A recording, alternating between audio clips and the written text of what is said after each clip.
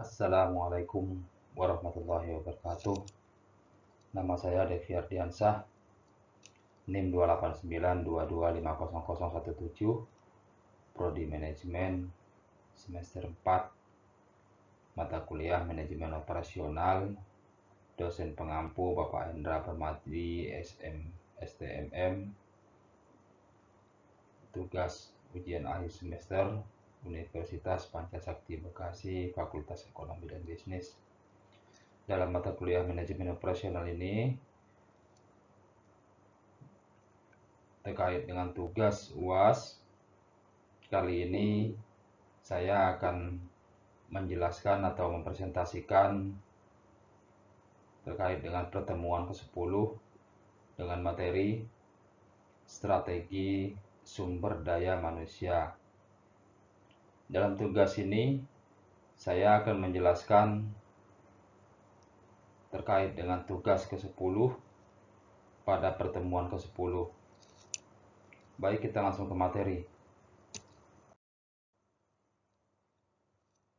Sebelum saya menjelaskan terkait tugas ke-10, tugas pertemuan 10 maksudnya, saya akan sedikit menjelaskan terkait dengan strategi SDM.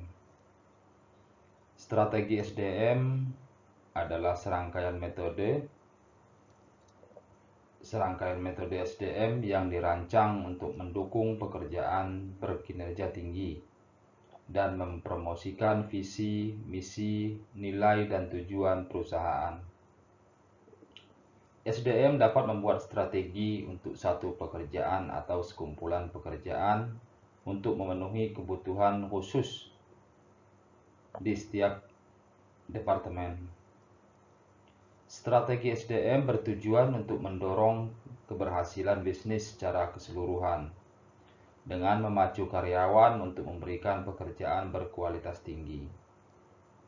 Dalam panduan SHRM tentang strategi sumber daya manusia menurut ahli Patrick M. Weck menguraikan 3 elemen penting yang menjadi strategi SDM yang sukses. Di antaranya, yang pertama, memiliki suatu keterampilan, kompetensi, dan kemampuan apa yang dapat ditawarkan karyawan. Kemudian yang kedua, rasakan sesuatu, seberapa besar komitmen, keterlibatan, dan motivasi yang ditujukan oleh karyawan. Kemudian yang ketiga, lakukan sesuatu, bagaimana karyawan Anda menunjukkan produktivitas.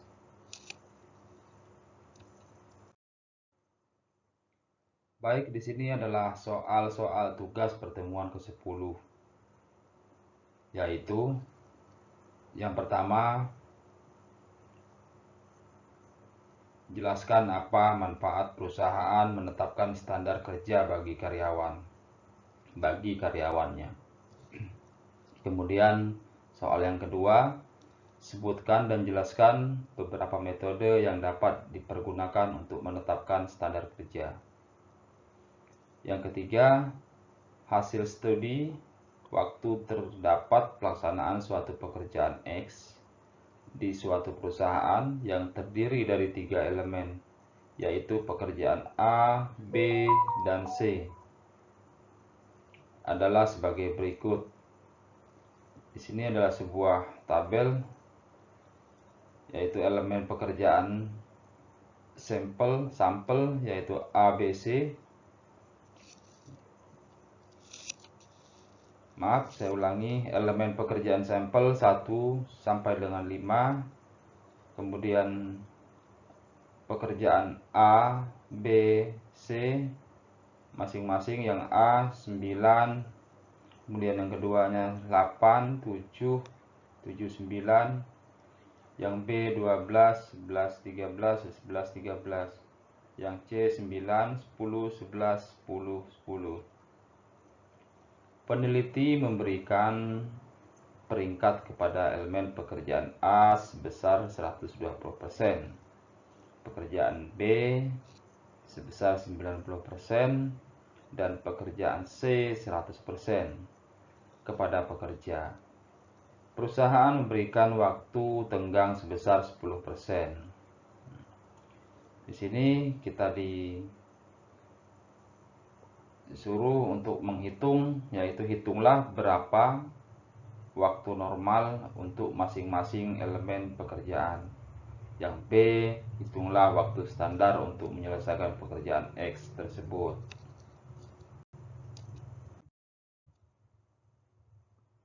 Oke, kita lanjut untuk jawaban soal nomor 1. Yang tadi soal nomor 1 itu adalah jelaskan apa manfaat perusahaan menetapkan standar kerja bagi karyawan.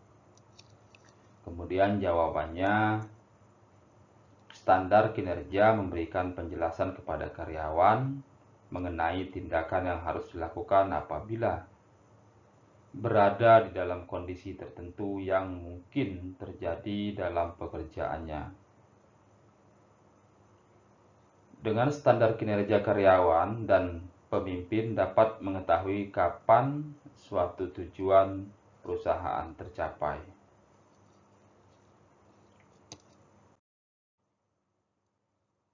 Kita lanjut untuk jawaban yang nomor 2. Dengan soal nomor 2 tadi, sebutkan dan jelaskan beberapa metode yang dapat dipergunakan untuk menentukan standar kerja. Jawabannya yaitu penetapan standar kerja dapat menggunakan 4 cara, yaitu yang pertama, pengalaman masa lalu atau historical experience. Yang kedua, studi waktu atau time study. Yang ketiga, standar waktu yang telah ditentukan atau predetermined time study. Yang keempat, pengembalian sampel kerja atau work sampling.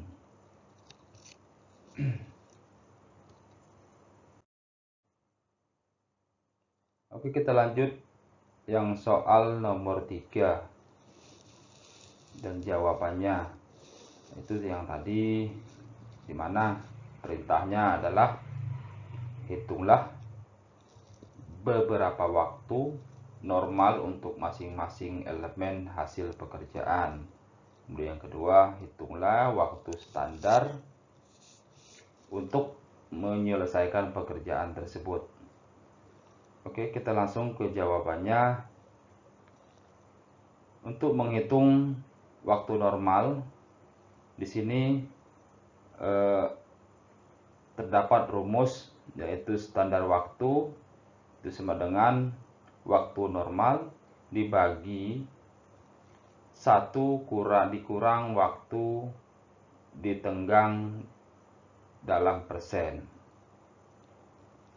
Yaitu dengan demikian waktu normal rata-rata daur waktu dikali faktor ratin.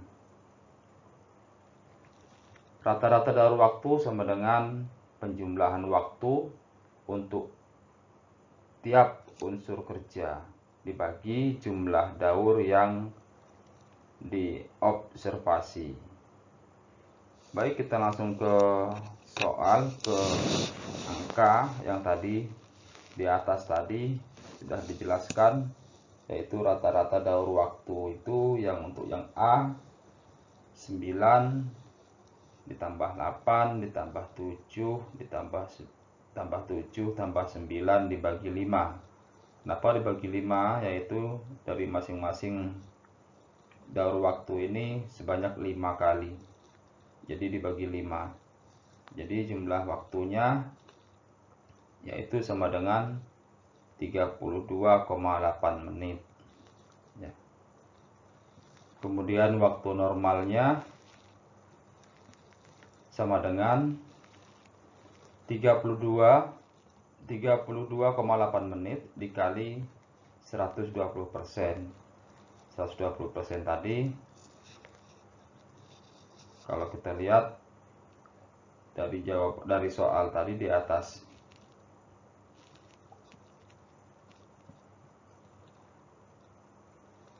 ya 120 itu dari elemen pekerjaan A sebesar 120%. Jadi sama dengan 39,36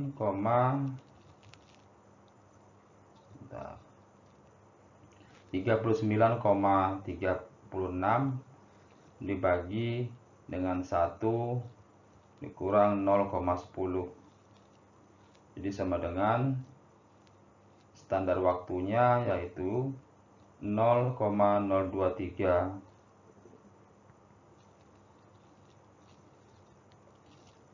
Dengan demikian, penetapan standar waktu sebesar 0,023 menit untuk pemrosesan produk A unsur yang menyangkut tingkat kemampuan efektif karyawan dan waktu ditenggangkan telah dimasukkan ke dalamnya. Ini yang A. Yang A itu kita menghitung beberapa waktu normal untuk masing-masing elemen hasil pekerjaan. Kemudian yang B. Yang B ini kita diperintahkan untuk menghitung waktu standar untuk menyelesaikan pekerjaan X tersebut. Rumusnya sama, standar waktu yaitu waktu normal dibagi 1 dikurang waktu ditenggangkan dalam persen. Waktu normal itu sama dengan rata-rata daur waktu dikali dengan faktor rated dibagi dengan jumlah daur yang diobservasi. Jadi saya ulangi, rata-rata daur waktu itu adalah penjumlahan waktu untuk tiap unsur kerja dibagi dengan jumlah daur yang diobservasi. Oke, kita masuk ke angka, yaitu rata-rata daur waktunya tadi yang untuk yang B itu 12 ditambah 11 ditambah 13 ditambah 11 ditambah 13 dibagi 5 sama dengan 49,6 menit. Waktu normalnya yaitu 49,6 menit dikali 90%. 90% ini adalah untuk pekerjaan B. Elemen pekerjaan B itu sebesar 90%. Jadi 49,6 menit dikali 90% hasilnya 44,64 menit. Jadi standar waktu yang diperoleh sama dengan 44,64 dibagi dengan 1 dikurang 0,10 sama dengan 0,020. Dengan demikian, penetapan standar waktu sebesar 0,020 menit untuk memprosesan produk B unsur yang menyangkut tingkat kemampuan efektif karyawan dan waktu ditenggangkan telah dimasukkan ke dalamnya.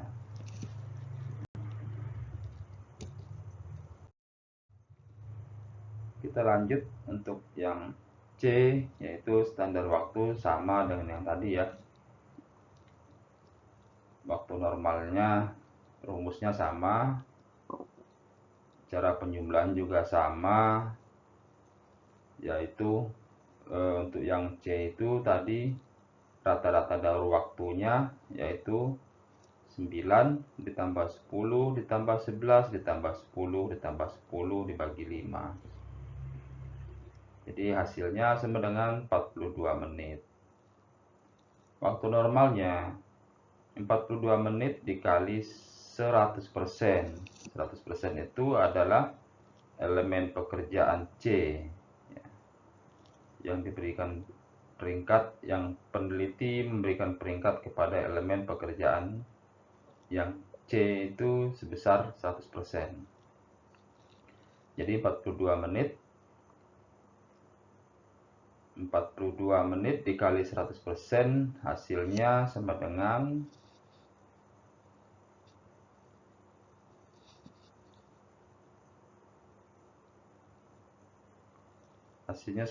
42.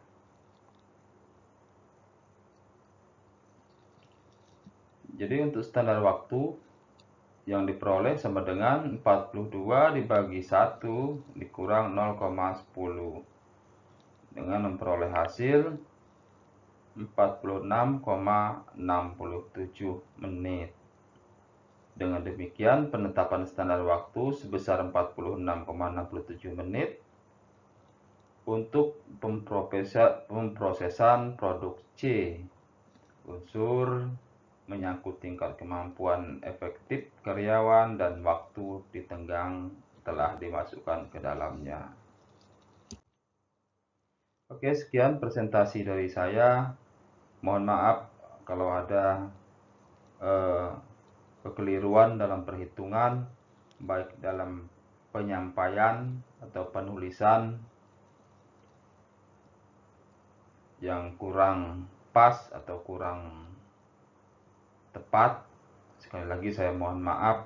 Mudah-mudahan ini bisa sedikit membantu kita, sedikit memberikan ilmu untuk kita semua.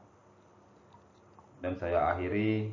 Wassalamualaikum warahmatullahi wabarakatuh.